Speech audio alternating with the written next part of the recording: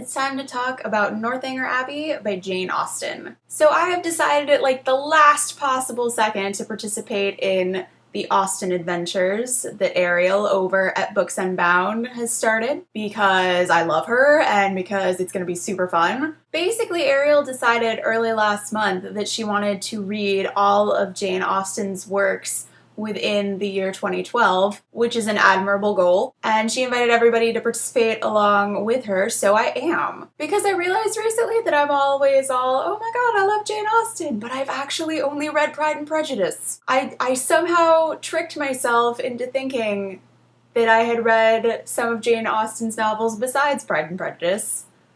I don't know how, but we're gonna correct this. So we are reading all of Jane Austen's works in written order, which means that we are starting with Northanger Abbey. And you should totally participate in this if you're not already. Don't feel like you missed the boat, because this is only the first one, and we're taking a break before we move on to Sense and Sensibility, so like you totally have time to catch up. So I actually listened to this as an audiobook, which was kind of strange. I was like, I don't know if this is gonna work, but we're gonna try it. And it did, actually. It was really good. I had a lot of mindless busy work to do over the past week, you know, where like your hands are occupied, but it doesn't require your actual brain. And normally when I do that, I just listen to podcasts. But this time I was like, oh, I can listen to the audiobook of Northanger Abbey and kill two birds with one stone. Let's do that. And Northanger Abbey is in the public domain, so you can get a free audiobook of it from LibriVox, which is the audiobook arm of Project Gutenberg. And the thing with the LibriVox audiobooks is that some of them are better than others because, you know, they're all read by volunteers. But this one was super good. I can heartily endorse this LibriVox audiobook recording of Northanger Abbey. I will be sure to link to that in the box. The reader did have an American accent, which some Austen purists might object to, but I liked her a lot. And she did distinct voices for all of the characters when she was reading dialogue, which was incredibly helpful because sometimes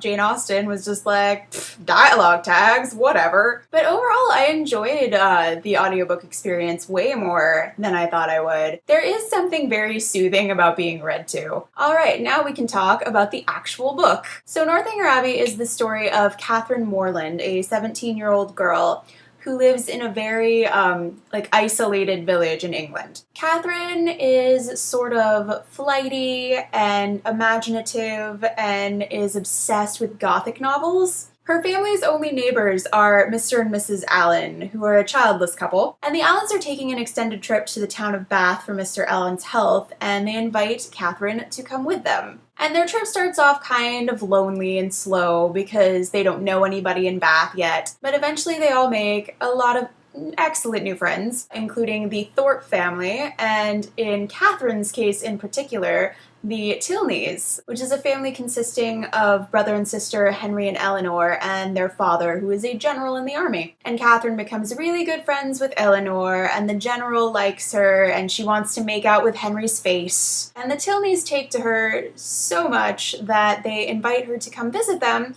at their home in Northanger Abbey, which naturally Catherine accepts because A, she really likes the Tilneys, and B, Abbeys are the sort of place where Gothic novel plots go down, and things progress from there. So I really loved this book.